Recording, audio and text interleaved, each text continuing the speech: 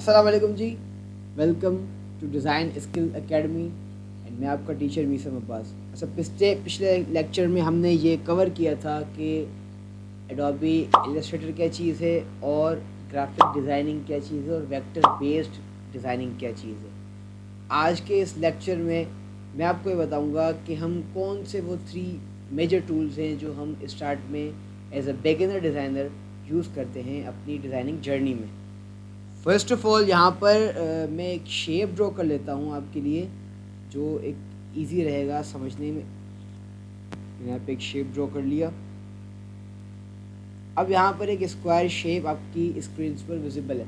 अब इस शेप की पोजीशन या इस शेप की डायरेक्शन को अगर मैंने चेंज करना है तो मैं टूल यूज़ करूँगा जिसका नाम है सिलेक्शन टूल या मूव टूल।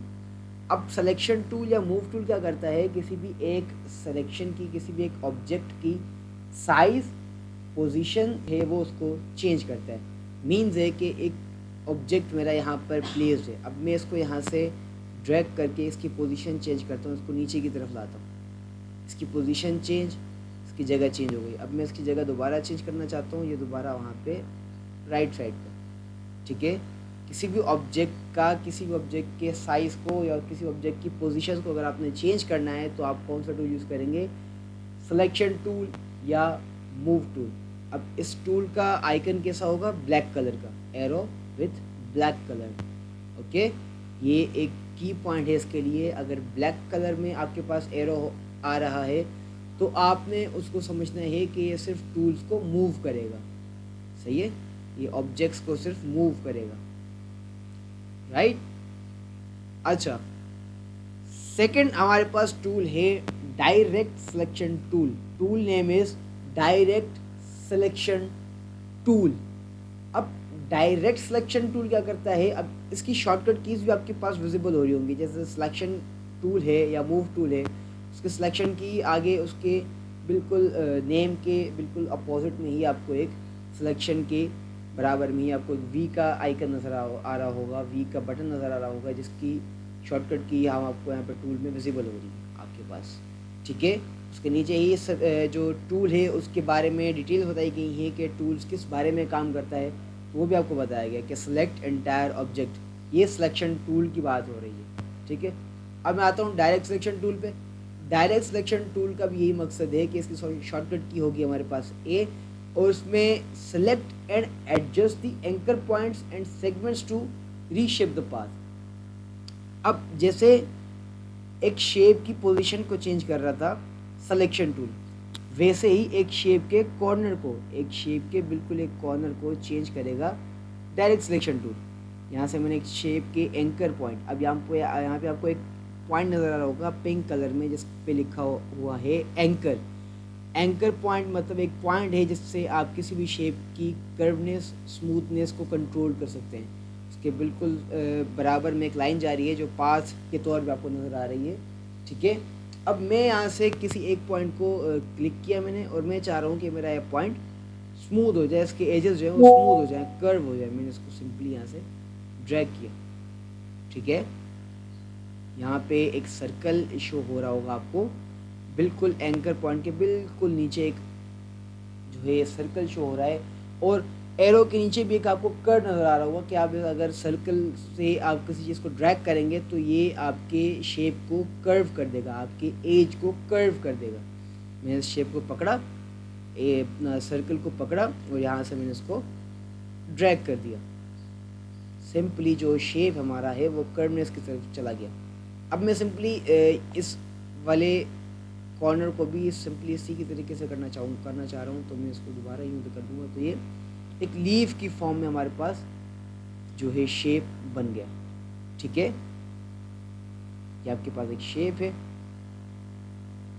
मतलब किसी भी शेप के एजेस को, किसी भी शेप के पॉइंट्स को चेंज करने को डायरेक्ट सिलेक्शन टूल कहते हैं। ठीक है, direct selection tool is use to reshape paths. अब आप चाह रहे हैं कि आपका जो शेप है वो यहाँ से बड़ा हो जाए, तो इन 2 पॉइंट्स को मैंने सेलेक्ट किया और मैंने इसको अपवर्ड की तरफ बड़ा करना शुरू कर दिया।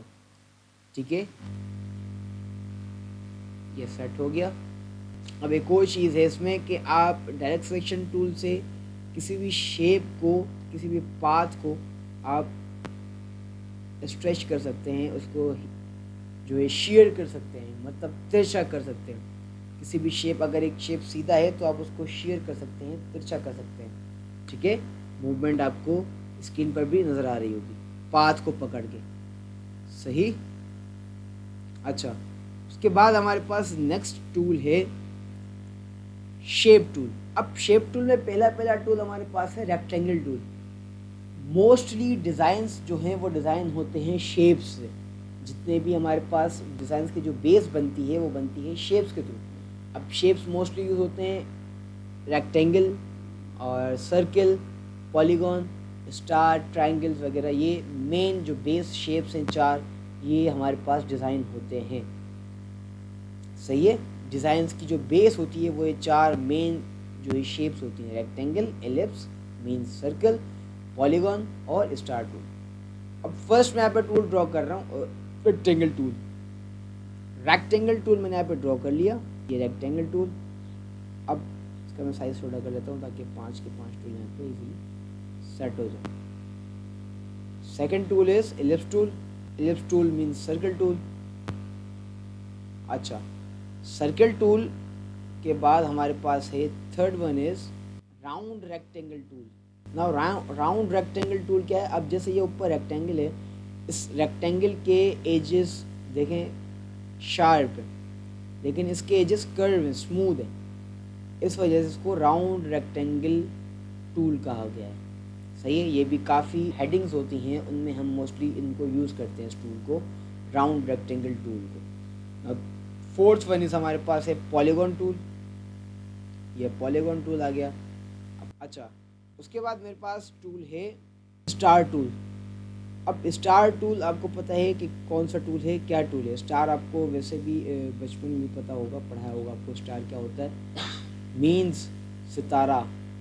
अब स्टार आपके डेकोरेटिव जो डिज़ाइंस होते हैं उसमें मोस्टली स्टार्स यूज़ होते हैं, और डेकोरेटिव पोस्ट जो बनती हैं उसमें स्टार्स यूज़ होते हैं। और कह लें कि आपने मीन्स कोई 14 अगस्त की पोस्ट बनानी हो या किसी भी इवेंट के हिसाब से अगर आपने पोस्ट बनानी हो तो आप स्टार्स को उसमें डेकोरेटिव बना सकते हैं। ठीक है, वो मैं आपको आगे क्लासेस में, सेशंस में बताता जाऊँगा। एक आखिरी टूल यहाँ पे मैं आपको बताता हूँ, लास्ट वन, जिसका नाम है मैजिक वॉन्ड टूल। मैं यहाँ पे एक शेप ड्रॉ कर लेता हूँ, शेप की कॉपी ले लेता हूँ पहले यहाँ पे। अच्छा, किसी भी शेप की अगर आपने कॉपी लेनी हो तो आपने क्लिक करके ऑल्ट प्रेस करके उसको ड्रैग करना है, उसकी एग्जैक्ट कॉपी आपके पास आ जाएगी। अगर आपने उसको डुप्लीकेट करना है तो कंट्रोल डी प्रेस करके आप उसको डुप्लीकेट कर सकते हैं। ठीक है, अब मैं यहाँ पे कुछ डिज़ाइंस के कलर, कुछ शेप्स के कलर जो है वो चेंज कर लेता हूँ। अब मैजिक वॉन्ड टूल, शॉर्टकट की हमारे पास इसकी होगी वाई। अब ये टूल क्या करता है, select objects with similar appearance attributes.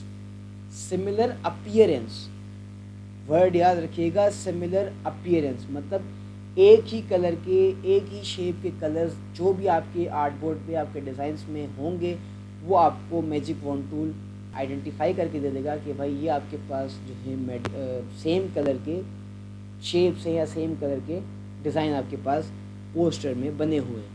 Means है मेरे पास एक पोस्ट बनी हुई है सिर्फ, जिसमें सर्कल्स, जिसमें स्क्वायर्स हैं, शेप्स हैं।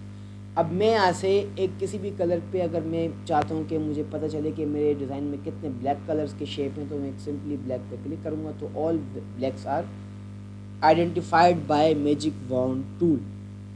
सारे जितने भी मेरे पास ब्लैक कलर के शेप्स होंगे वो मैजिक वॉन्ड टूल मुझे आइडेंटिफाई करके देगा कि आपके डिज़ाइन में इतने ब्लैक कलर के शेप्स हैं। अब आपकी विश, आप उसको डिलीट करो या आप उसको जो है कलर चेंज कर दो आप उस डिज़ाइन के। मैं यहाँ से इसकी कलर सियान कर लेता हूँ। ठीक है, जितने भी ब्लैक कलर थे सारे मेरे पास सियान कलर में चेंज हो गए। अब मैं चाह रहा हूँ कि मेरे पास जो मेहंदी कलर टाइप है, मीन्स सॉइल कलर टाइप है बॉक्सेस, मेरे पास वो सिलेक्ट हो, तो मैं सिंपली उस बॉक्स पे क्लिक करूँगा और मेरे पास सारे वो कलर्स विजिबल हो जाएंगे। अब चाहे आप उसको डिलीट कर दें, चाहे आप उसको रहने दें, वो आपके ऊपर है। सिंपली इस टूल का मतलब ये है कि सेम कलर्स के जितने भी शेप्स होंगे आपके डिज़ाइन में, वो उसी को कैच करेगा, आइडेंटिफाई करेगा, देन आपको बताएगा कि आपके डिज़ाइंस में ये सेम कलर्स मौजूद हैं।